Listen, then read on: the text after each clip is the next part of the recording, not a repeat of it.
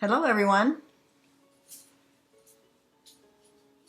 I've been talking about my really creepy pedophile marriage. And it causes a whole lot of emotional and mental distress looking back over the experiences that I went through in that religion. And if you can stand to watch my videos, I'm happy to have you, but I know that it's very depressing. And I've got these pictures of the wedding. This man, who the elders had known for some time that this man had a very gross past. Prior to the wedding, the morning of the wedding, he decides to spring on me that not only had he kissed a 3-year-old child's privates when he was 13, which I blew off as just something that kids do, telling me too that I had to forgive him because Jehovah had forgiven him. And he also proceeded to tell me that he had been guilty of bestiality.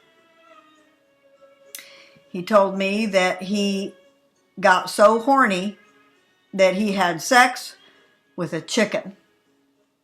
It was one of his dad's birds out in the backyard where he stayed. It was his dad's house, and his dad had chickens out back.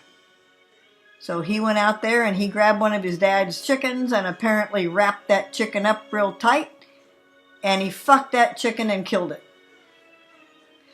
I didn't know about him killing it.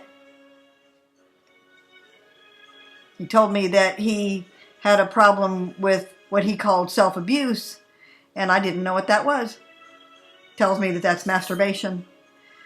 I didn't know what to think. People were beginning to arrive at the Kingdom Hall. He had already dumped a whole lot of money into the marriage.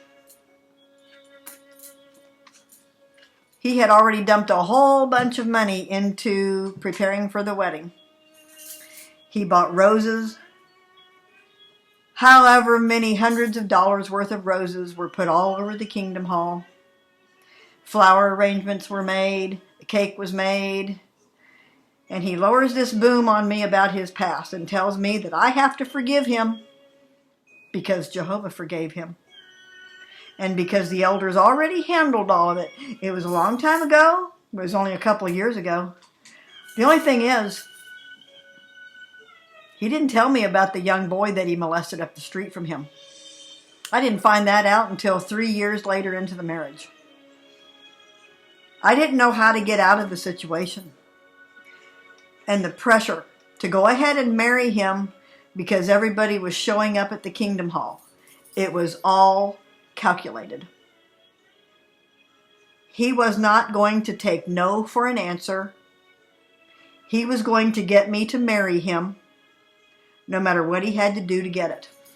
And he took me over to his mother's house to fortify it using her knowledge about marriage and backing out on marriage. If you dare back out, you're breaking Jehovah's laws when it comes to Jephthah's daughter, the story of Jephthah's daughter.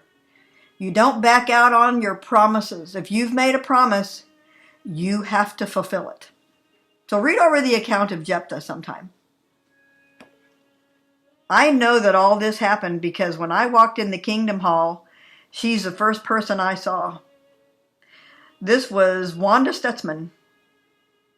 I remember walking in the Kingdom Hall and seeing her as I entered the Kingdom Hall because she was standing at the registry. And she had this scar on her chest right here. And I remember asking her what that scar was. That's how I know this really happened. refreshed my memory. Downstairs in the basement waiting was my mother, my sister, my little girl preparing for this wedding. Everything was all set up. I had to marry him whether I liked it or not, because Jehovah's Witnesses do not allow you to back out on your promises. I'll stop here. See you on my next one.